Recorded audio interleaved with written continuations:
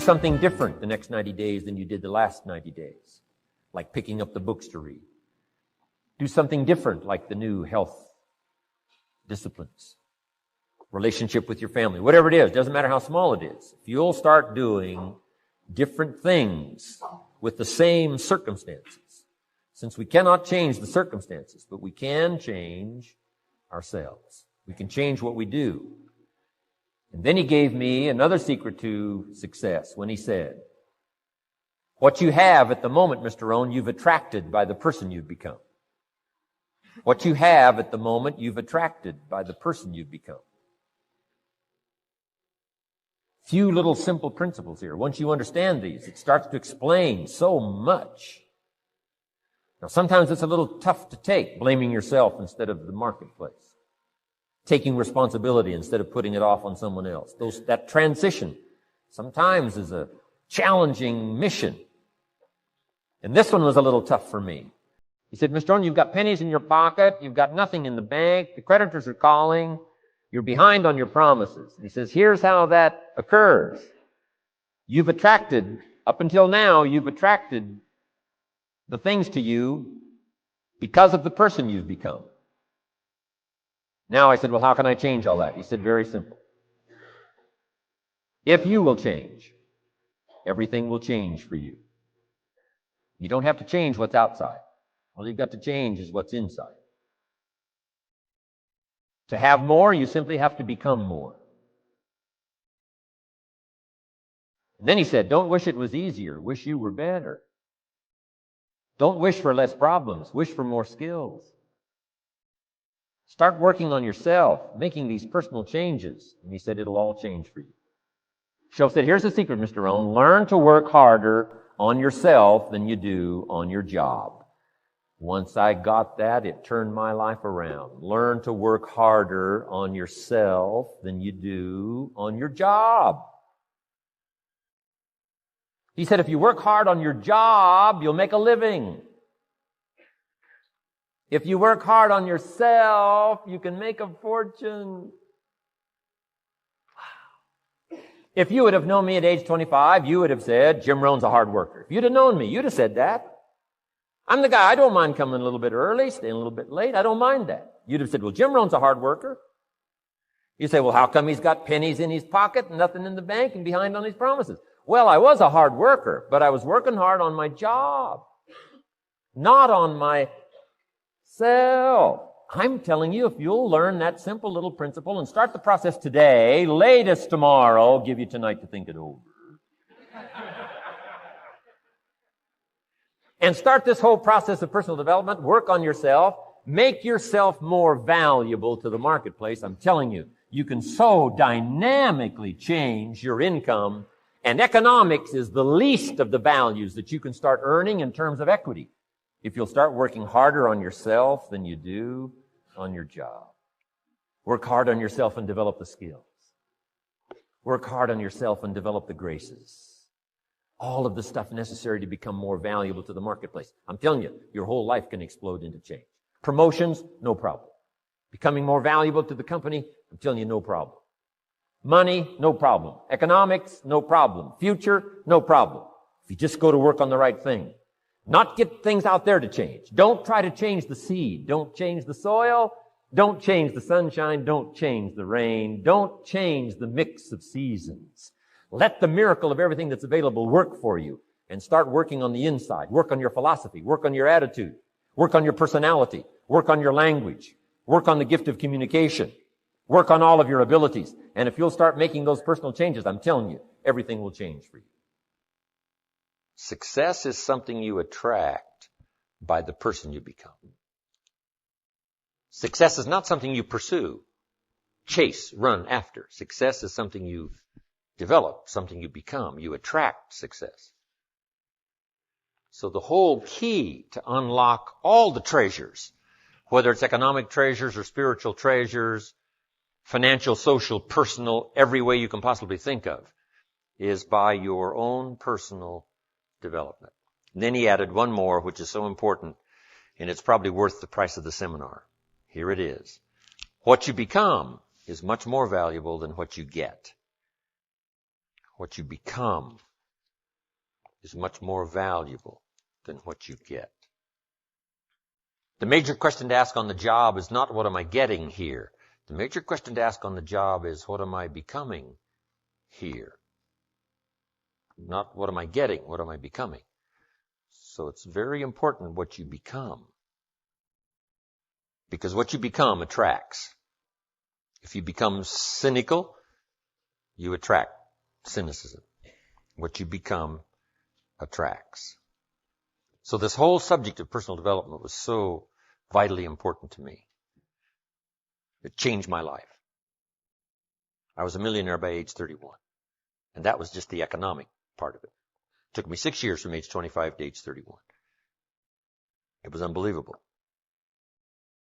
Mr. Schoaf, over a 5-year period before he died at age 49, who taught me some extraordinarily simple things. He only went to the 9th grade in school, never finished high school, never went to college, never went to university. So he put his ideas and his experiences in very simple language, which I think for me, kid from the farms of Idaho, that simplicity was so important. Because if it would have been technical, I'd have missed it. If it would have been mystic, I would have, backed away. But it was just basic, blunt, ABC, familiar stuff that I hadn't thought of before. And he did start to remind me, and those ideas changed me. Mr. Schoaf was the one when I said, this is all they pay. He said, you've been working 6 years, Mr. Rohn, how come you're not doing better? And I said, this is all the company pays. He says, well, that's not true. I said, no, this is my paycheck. This is all the company pays. He said, no, this is all the company pays you. I thought, that's a new way to look at it, right? He said, doesn't the company pay 2, 3, 4, 5 times this amount to other people? I said, well, yes. He said, well, then this is not all the company pays. It's all they pay you. And if you qualified, wouldn't your income grow 2, 3, 4, 5 times? I said, I suppose. So he said, we don't have to work on the company. We have to work on you. See, that was the beginning of what he called the phrase personal development. I told him things cost too much. He said, no, you can't afford them. I thought, well, that's a new concept. I hadn't thought about that. We put some of the valuable things on the high shelf, so you can't get to them until you qualify. If you want the things on the higher shelf, you got to stand on the books you read. Every book you read, you get to stand a little higher so you can get the things on the higher shelf. See, I learned those concepts. It was so incredible. And here was the most important one. Success is something you attract by the person you become. See, that phrase changed my life. Success is something you attract by the person you become. Success is not something you pursue. It's like chasing a butterfly. You can't quite catch it. Success is something you attract by becoming an attractive person. See, those were new concepts to me. I'm just working hard trying to make a living. Here's what he said to me. This changed my life. I got a chance to teach this in Moscow and across Russia. 3 visits, now the 4th. Here's what Schoaf taught me. Profits are better than wages. Nobody taught me that in high school. Nobody taught me that. I went to 1 year of college. Nobody taught me. Profits are better than wages. Wages make you a living. Profits make you a fortune.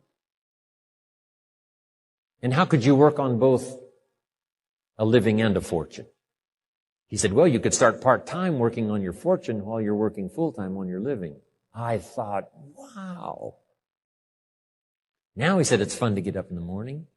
Not just getting up, go to work to pay the rent, but to get up to go to work to make a fortune. First, to make a living for my family. Second, to make a fortune. And he taught me how to make both a living and a fortune. Guess what I did?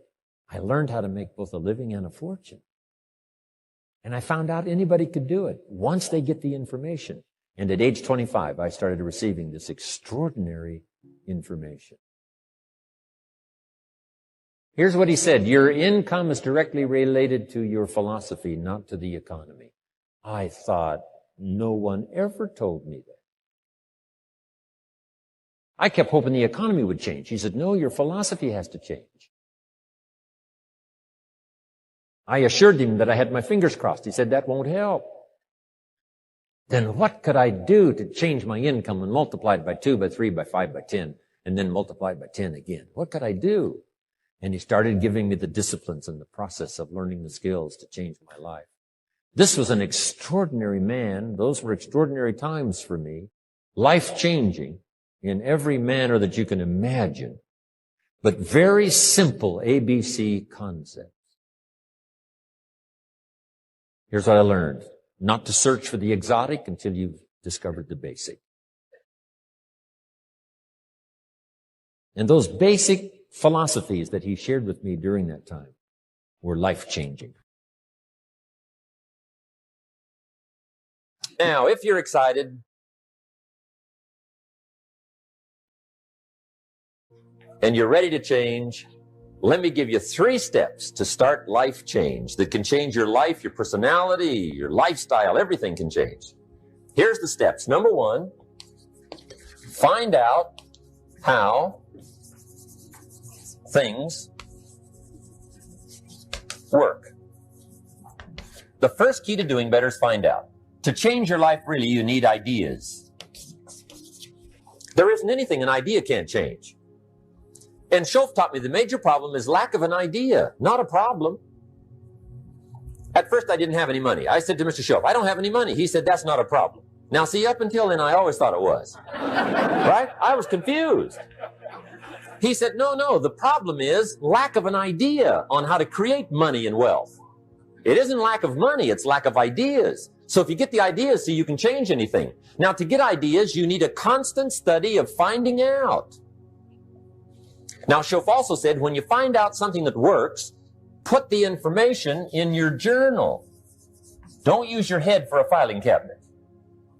Put it in your journal so that you can do the next best thing. Repetition, repetition, repetition. Go over it. And if you repeat it, go over it, sure enough, someday, some mysterious day, the idea takes root, starts to grow, and shows up in your bank account, and your dress, and your personality, and your lifestyle. But capture the ideas in your journal. Find out how things work. Schoaf gave me this word for my life change. He said, study. Great word. If you wish to be successful, study success. If you wish to be happy, study happiness. If you wish to be wealthy, study wealth. Don't leave it to chance. Make it a study. Some people just go through the day with their fingers crossed. See, that won't do it. You've got to study the things that can change your economic, social, spiritual, personal life. Now, here's a qualifying phrase. And we'll have several of these qualifying phrases throughout the seminar. Here's the first one. You may not be able to do all you find out. I understand that. You may not be able to do all you find out, but you should find out all you can do. See, you don't want to wind up at the end of your life and discover that you've lived only 1/10 of it. And the other 9/10 went down the drain. Not for lack of opportunity, for lack of information. So that's number 1, find out how things work. Now here's the best human virtue for finding out, curiosity. Make a note of that. Curiosity. Be curious. You might add a word to it that'll help. Childish curiosity.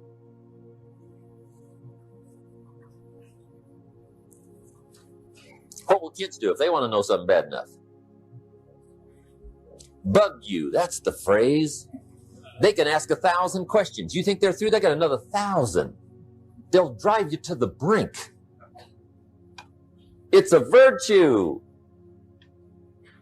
When you gotta know, be like a child.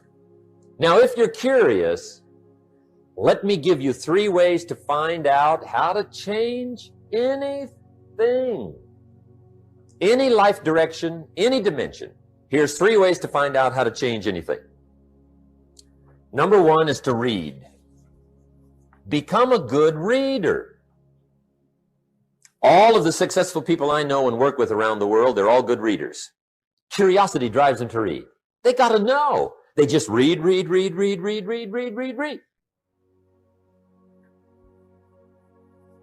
Become a good reader. Now, that's my opinion.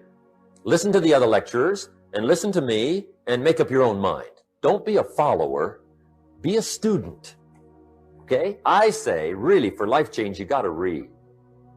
One way to learn is from your own experiences, but another way to learn is from other people's experiences.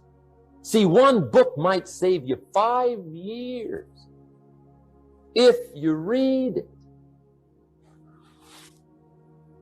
Did you know there's books on how to be stronger, more decisive, be a speaker, be a leader, have a better effect on other people, develop your personality? Did you know there's books on that? And people don't read them? How would you explain that? And they can read. Did you know that hundreds of successful people have written their stories in books and they wrote down how they did it and people don't read it? How would you explain that? The guy's busy, I guess. You know, you get tied up. The guy says, well, yeah, you work where I work, but the time you struggle home, it's late. You got to eat a bite of supper, watch a little TV, get to bed. You can't sit up half the night reading. And the guy's behind on his car payment. Good worker, hard worker, sincere. But you got to be better than sincere and work hard. Otherwise, at the end of your life, you'll wind up cold, stony broke. You got to be better than a good worker. You got to be a good reader. My opinion. Now, you don't have to read half the night. Okay? Although if you're broke, that's not a bad place to start, right? Get on with the cure. But put this in your notes, 30 minutes a day. Just devote 30 minutes a day to reading. Stretch it to an hour if you can, but at least 30 minutes. 30 minutes a day, read something positive, something challenging, something inspirational, something instructional, at least 30 minutes a day. And here's the next clue. Every day. Don't miss. Once you set this up, just don't miss. Miss a meal, but not your 30 minutes. Because you can get along without some meals, but you can't get along without some books. There's a Bible phrase that says humans cannot live on bread alone or just food. It says the next most important thing to food is words. Words nourish the mind, makes us different than animals and dogs. Words nourish the soul. So humans have to have food and words in order to be happy and healthy. I told my staff the other day, some people read so little, they've got rickets of the mind. They're undernourished mentally. So to get a good diet of words, I suggest good reading habits, 30 minutes a day. Now, some people don't read because they don't read well. I understand that. And the national average is fairly poor. People have fairly poor reading skills. They're still trying to operate on awkward old skills of the past, right? Reading one word at a time. And with such poor skills, when you read, the mind usually wanders. Because you can think about a lot of things. The mind is an incredible mechanism. And if you read poorly, the mind wanders around thinking of other things while you're trying to read. Did you ever read a page and wonder what it said? Right? Say, I got to read that again. Right? That's because the mind is just doing this job, right? Just wandering around. Did you ever read yourself to sleep? See, that's another problem. The mind says, who needs this? Just shuts off, right? Poor skills. Or a guy looks at a book, 500 pages, and says, no use starting, right? I mean, I'd never get through this one. Anyway, in our weekend seminar, we take a whole section, about 2-3 hours, and we go through reading skills. How to read a book a day is the title of that subject. And I'll tell you what, if you can read a book a day, it'll change your whole life. I mean, a book a day will change your whole life. Expose yourself to a whole variety of things. Spiritual, moral, personal, economic, history, geography, everything. I mean, you can really change if you read a book a day. So you might want to attend the weekend, get in on those reading class skills. It's incredible. A book a day will change your life. But hey, whether you read slow or fast, or whether you read awkwardly or whether you read well, here's the key. Read. Don't miss. Here's what reading is. Reading is tapping the treasure of ideas. That's what reading is. Tapping the treasure of ideas.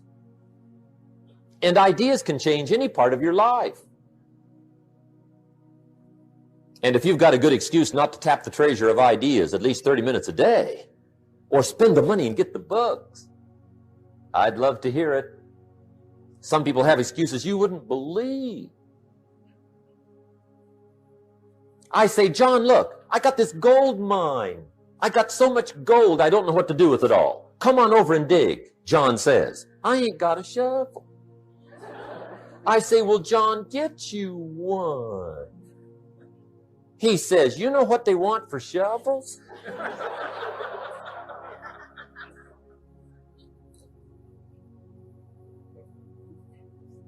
Let me give you the two books that started my library at age 25. My library now is worth many, many, many thousands of dollars, but it started with two books. Mr. Schoaf recommended these to me, got me started.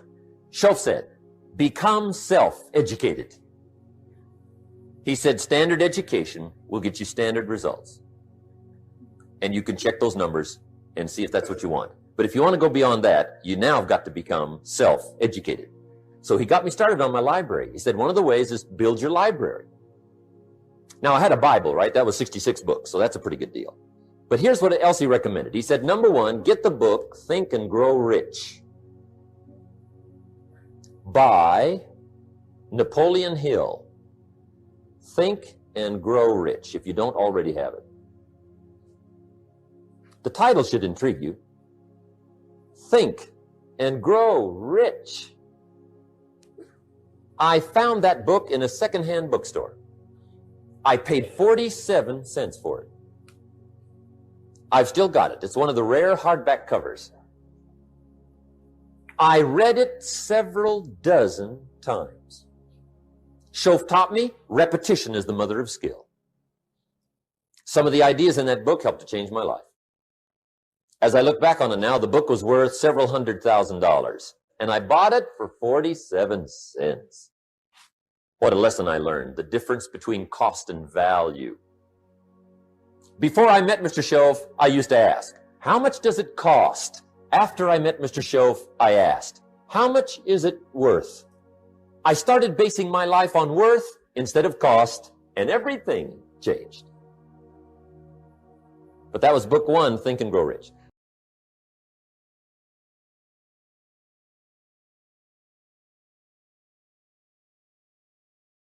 The second book he recommended I get was a book on nutrition. Schoaf said, study nutrition. I think that first book was by Adele Davis. Eat Right to Keep Fit, I think. I've got lots of them now, but I think that was the first one. Schoaf said, study nutrition. And there's all kinds of books on nutrition. Just read them all. Some are a little weird, but read them all. Right? If you're weird, do the weird stuff. I mean, whatever. But read them, then make up your own mind. Remember, don't read and become a follower. Read and become a student. Make up your mind, find a plan that works good for you, but get the books on nutrition. Here's what Mr. Schoaf said to me. Vitality plays an important part in doing well. Vitality. He said some people don't do well because they don't feel well. It's not that they're not intelligent. It's that they're ill. They don't have the zing and the fire and the vitality to do well. So he put it right on me about studying nutrition. He said, Jim, you wouldn't believe it. He said, I got this friend of mine raises racehorses. The guy's got 9 books on how to feed horses. He does not have a book on how to feed himself. He said, my friend studies horse nutrition. Studies it. Vitamins, minerals, trace minerals, protein, amino acids, carbohydrates, fats, enzymes, proper balance for his horses. Schoaf said, he's a fanatic. And he said, you ought to see his horses. They're magnificent, beautiful, powerful animals. They can run like the wind. And he said, you ought to see him. He's a wreck. He said, the guy feeds his horses better than he feeds himself. Do you believe that? In my later studies, I discovered some people feed their dogs better than they feed their kids, if you can believe that. Anyway, I didn't mean to give you a health lecture here tonight, okay? But hey, take care of yourself. Work on that part, because it's one of the answers to doing well. There's even a Bible phrase that says, many times the spirit is willing, but the body's weak. Now see, you're in trouble. And that is a problem. You wake up in the morning and the mind says, let's go get them. And the body says, I can't even get out of bed. So you got to work on both sides of this, right? Okay. But get your library started. Get the books. Put it together. Books are the trademark of civilization. It's fascinating to walk into someone's home and browse through their library, because your library says something about you. So put your reading together. Very important. Here's the second way to find out how to change your life, and that's to listen. Get around successful people and listen. Now, you can also learn from unsuccessful people. Take notes on both, negative and positive. On the negative, the notes are called what not to do. And you got to learn what not to do as well as what to do. So learn from the negative as well as the positive. Okay? Find out what poor people read and don't read it. Right? That's good information. Learn from the negative. But now you can also learn from the positive. Get around successful people. Listen to what they say. Listen to how they say it. It's important. We've all got about 16 waking hours. Practice listening those 16 hours. And I say practice listening because listening isn't easy. I found out it's easier to talk than it is to listen. But if you will practice listening the 16 hours you're awake, sure enough, from surprising sources comes great ideas. In sales training we teach, if you want to learn sales, listen to the kids. Kids have got to be the master salespeople of all time. They have no equal. Father tells his young son, no, you cannot have an ice cream cone. 30 minutes later, he's licking on one. That'd be 30 minutes worth listening to. They got moves you wouldn't believe. Persistence runs deep like the ocean. And the kids never took a class on how to overcome objections. They already know how. They don't need classes. So listen and learn. Now, here's some of the best advice I've got for the whole evening. It won't get any better than this. This is it. Poor people ought to take rich people out to dinner and listen. That's some of the best I got. If a guy's not doing well, one of the first things he ought to do is find a guy that is doing well and offer to buy him his dinner. Spend $50, $60, $80, $100. Go for the full 9 course. Start him on the juices and hors d'oeuvres. Get him started talking. The salad takes 15 minutes. Keep it rolling. Biggest steak in town takes 45. Keep it rolling. Pour on the dessert. Stretch that meal out about 2 hours. If you get a successful person to eat and talk for 2 hours, they're liable to drop ideas in your lap, change your life. Multiply your income by 2, by 3, by 5. But you're right. Poor people don't usually take rich people out to dinner. That's the problem. The guy said he's rich, let him buy his own dinner. I'm not coming up with any money. And he says, besides, you work where I work. By the time you struggle home, it's late. You're lucky to get your own supper, let alone running around trying to find a rich man to feed. And the guy's behind on his house payment. Good worker, hard worker, sincere. But you got to be better than sincere. Work hard. you wind up broke. You got to be better than a good worker. You got to be a good listener. And remember, what you read and what you hear, put the good stuff in your journal. Now, here's the third way to find out how to change your life, and that's to observe. You can pick up a lot of ideas just by watching. Get around successful people and watch. Here's why. Success leaves clues. Watch how the man shakes hands. Watch how the lady responds. People who do well do certain things over and over and over and over. And if you're clever, you can pick them up. Watch it all. If a guy's making $10,000 a month, I'd watch how he walks. Maybe that's it. Copy his funny little walk. Somebody says, well, that's kind of a silly walk. Say, it's 10,000. I haven't got the money yet, but I got the walk. It's bound to start somewhere. What I ask you tonight is to be unusual and be a good observer of what's going on. You can pick up ideas that can change your life starting tomorrow. Just be a more careful observer. Now remember, there's two ways to see. One is called sight. See with your eyes. The other one is called insight. See with your mind. See with your eyes, you'll see things. See with your mind, you'll see answers. Put your eyes and your mind to work. And the best advice on developing sight and insight is pay attention. Don't miss anything.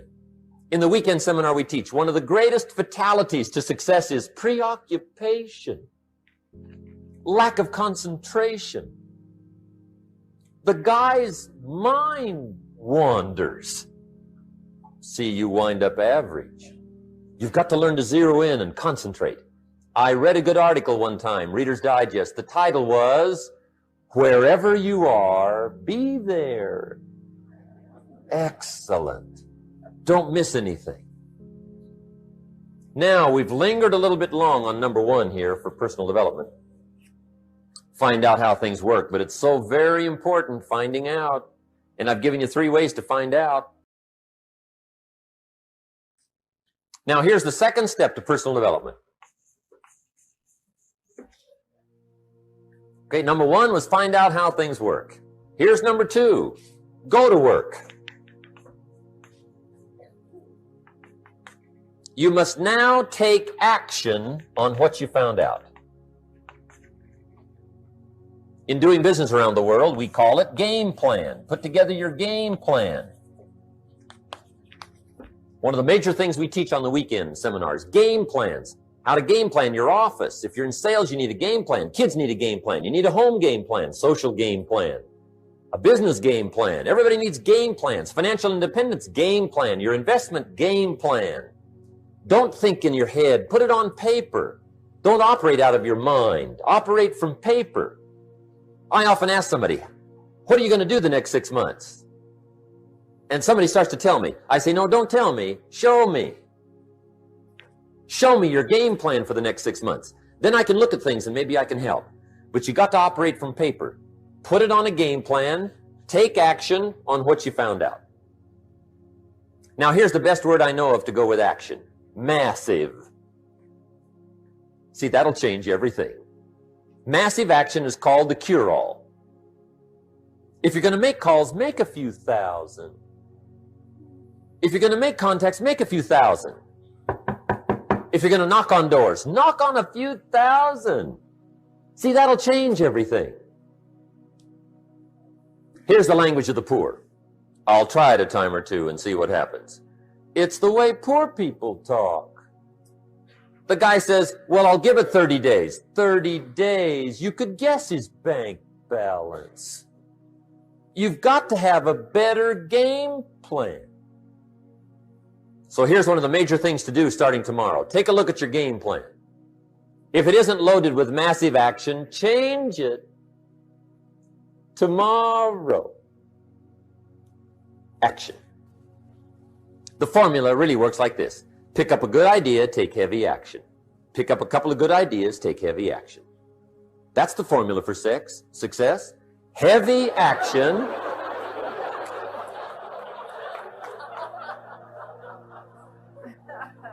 It's a good thing we can edit all this, right?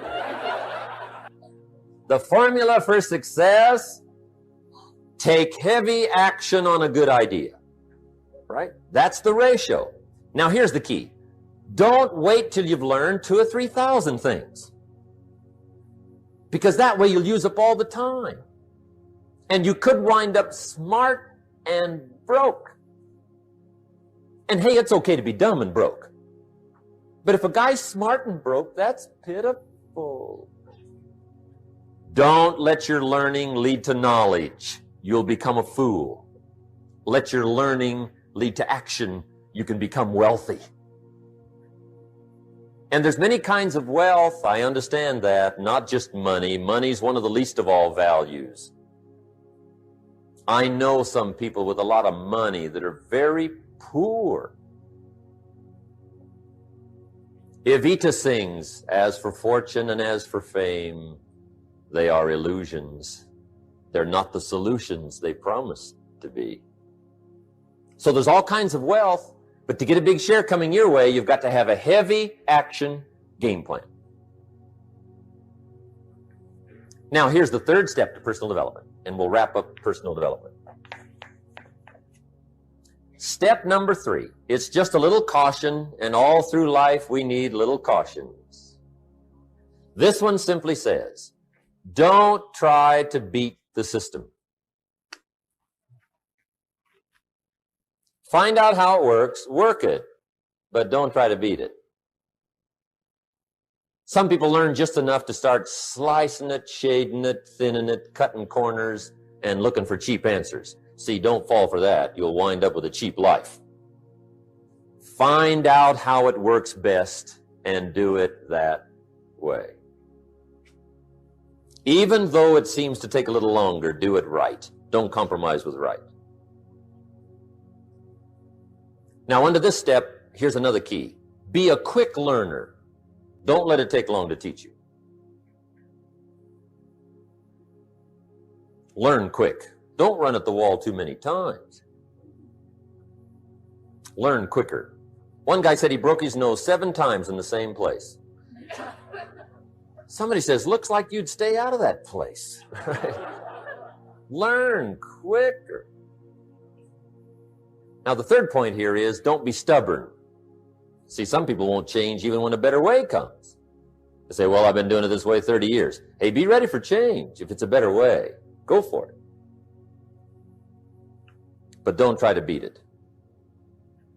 Or you'll be like the guy that went to Las Vegas. He didn't have much money, so he didn't want to risk his money gambling. But he gets to Las Vegas and the jackpot bells are ringing, the money's flowing, the lights are flashing, and he can't help himself.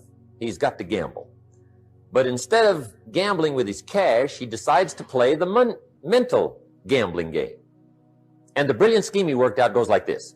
He'd pick a number like number 3. Mentally, he would bet a certain amount of money on the number. And whether it won or lost, he would jot down that amount in his little pad. I would have won $5 if I'd have made that bet, just to keep track of it, win or lose. That way, come midnight, he can calculate how he's doing, winner, loser, how much, only not his money. Keep his money. Just play this mental gambling game. So here he is around the gambling table, everybody else shelling out their hard-earned cash. He's got this brilliant scheme. Instead of betting with his money, he's betting with his mind, and he lost his mind. Which means don't try to beat the system, I guess. Let's talk about some more parts of personal development. Here's the first one. Physical. The physical side. Got to take care of yourself. Do not neglect to take care of yourself. Good phraseology used in the Bible, in my amateur way, but let me put it to you best I can. Here's what it says. Treat your body like a temple. That's a good phrase, good suggestion. A temple meaning something you take extremely good care of. A temple. That's a good phrase. Treat your body like a temple, not a woodshed. A temple. Take good care. It's the only place you've got to live currently. The temple. Nutrition. My mother studied nutrition, passed it along to me, passed it along to my father, my children, my grandchildren. What a legacy that was. Learning to just take care of yourself. Key phrase. Some people don't do well because they don't feel well. They've got the gifts, they've got the skills. Maybe they just haven't taken care of themselves. They don't have the vitality. Key phrase. Vitality is a major part of success. Vitality. So take care of yourself. I know a guy that raises racehorses. I'm telling you, the guy feeds his horses better than he feeds himself. He's so careful how he feeds his horses. He's so careful what they eat. He's so careful that they get everything. And because of that extreme care, these are magnificent animals. They can run like the wind.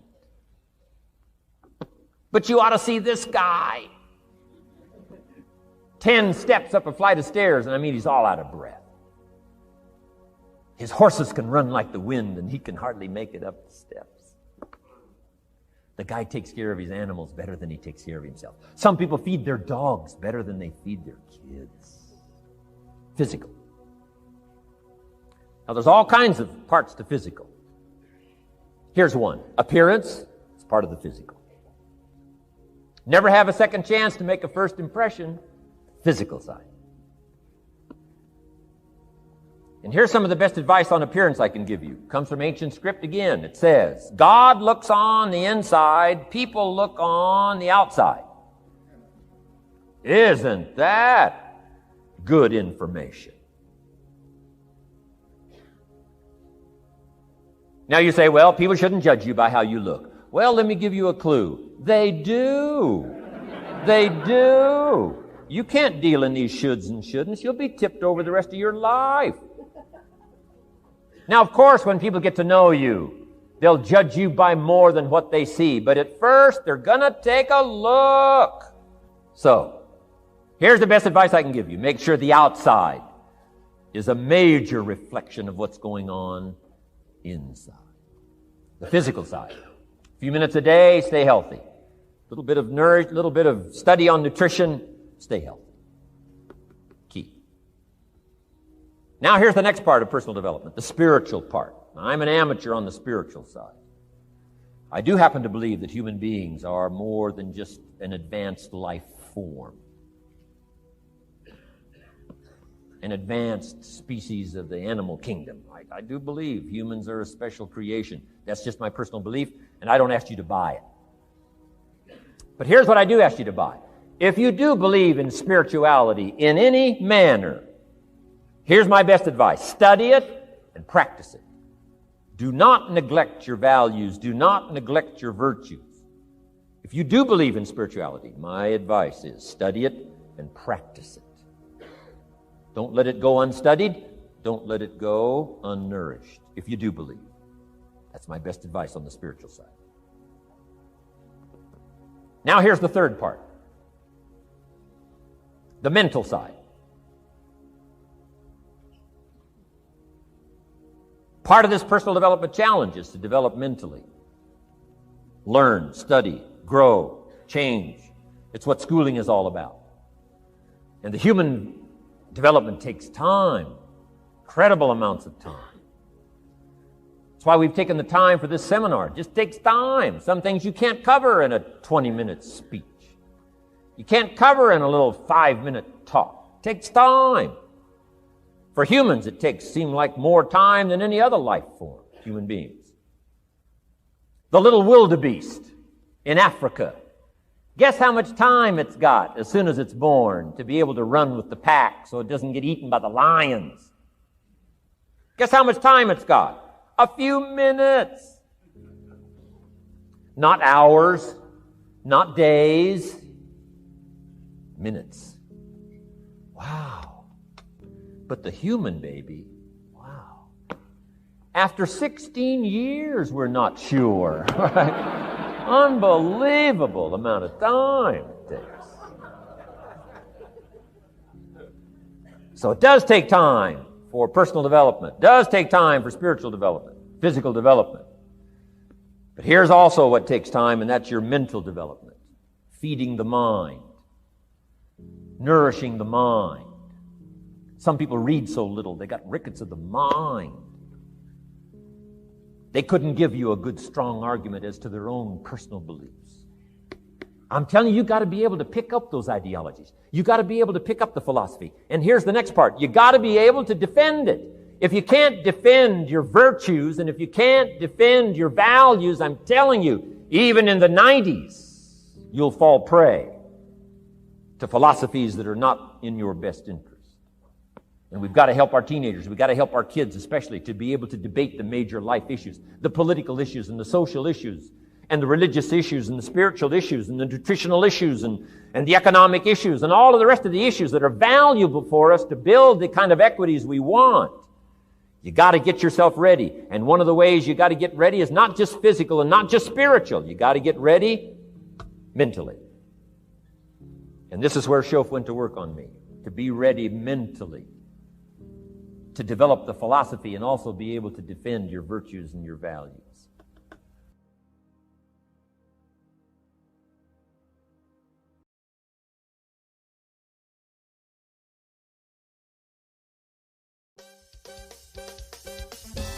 Yeah, I'm Rohn Mike. Promotional copy. Caché Royal. Total.